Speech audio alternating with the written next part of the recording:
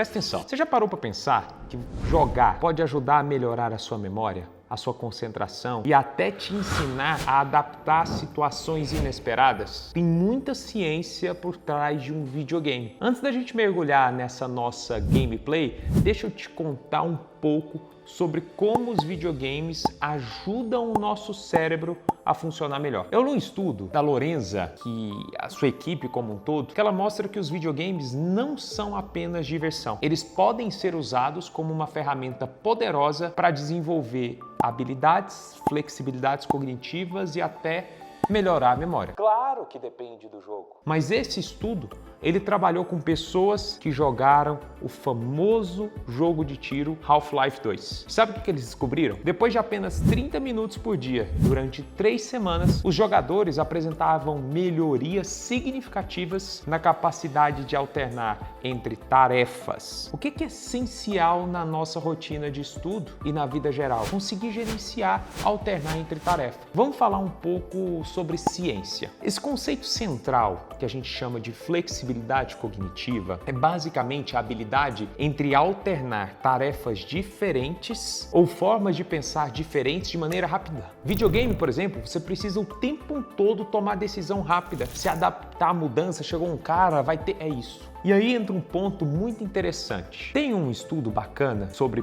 polimorfismo que regula a quantidade de dopamina no cérebro. Isso influencia diretamente o seu corpo e como você se adapta. Vou te explicar de uma forma simples o que esse estudo mostrou, tá? Que algumas pessoas com um tipo de genótipo específico têm menos dopamina foram as que mais melhoraram a flexibilidade cognitiva jogando videogame. Já quem tinha um outro tipo de genótipo que tem mais dopamina naturalmente teve uma leve vantagem na estabilidade cognitiva, mas apresentou menos melhora nas trocas rápidas. Pedro, o que isso influencia? Por enquanto, nada. Vamos aos números, porque a ciência é feita de número. O que esse estudo mostrou? Que essas pessoas que jogaram Half-Life 2 reduziram o tempo de reação em 28 milissegundos, o que é uma baita melhora. E quem tinha o genótipo com menos dopamina reduziu o tempo em 18 milissegundos. Isso significa que eles ficaram mais rápidos em alternar entre tarefas diferentes. Beleza, Pedro? Pensa comigo. Se um jogo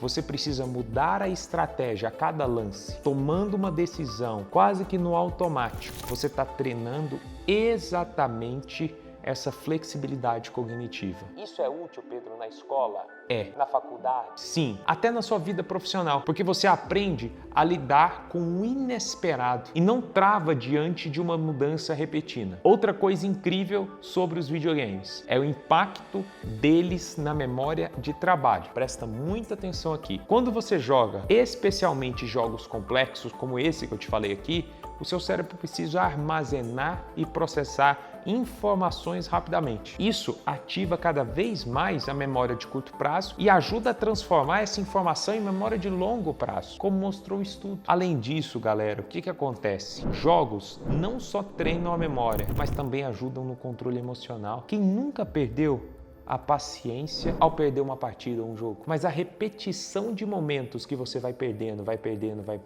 ensinam você a lidar com a frustração. Cada jogada, cada treino, cada repetição, é isso exatamente que o estudo chama de aprendizado por erro, que é o que eu sempre falo, que é uma habilidade que você pode melhorar significativamente simplesmente jogando alguma coisa. Agora, Pedro, tá vendo? É interessante. Até quando você perde, você aprende alguma coisa. Isso é uma lição gigantesca dos videogames que a gente leva para o estudo. Presta atenção. Esse estudo que eu tô te falando mostrou que jogou regularmente esse joguinho, melhorou a habilidade de aprender com os erros, melhorou vários tipos de habilidade de velocidade, de estratégia. E sabe qual que é o mais legal disso tudo? Esse estudo também aponta que essa habilidade de aprender com as falhas, de adaptação e pensar rápido é melhorada porque existe um aumento da plasticidade cerebral, que é a capacidade do cérebro de se reorganizar e aprender com várias novas experiências. E aí que a prática constante faz toda a diferença. Eu sei que você deve estar se perguntando agora, falando assim, Pedro,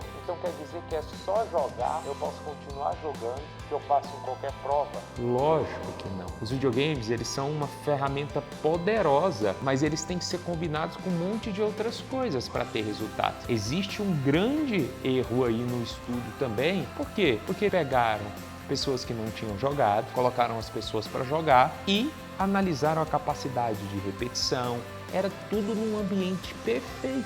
O problema é que se você faz isso e como libera dopamina é prazeroso, você começa só a jogar, só a jogar, só a jogar. Tudo que também é bom, a diferença entre o remédio e o veneno é a dose. Isso é muito interessante. Então esse estudo mostrou que existe vantagem, que existe melhoria para quem nunca jogou. Agora, para quem é viciado, você não consegue evoluir em outras coisas, porque você vai ficar só jogando, só jogando, só jogando. Chega um determinado momento que a evolução parou, aí você só tá ali no vício do videogame. De reflexão para esse estudo, o que a gente traz na vida real? Quando você trabalha com metodologias ativas, mesma coisa da questão, Pedro, errei uma questão, perdi uma partida. Quando você corrige melhor em cima dela, você vai ficando cada vez melhor.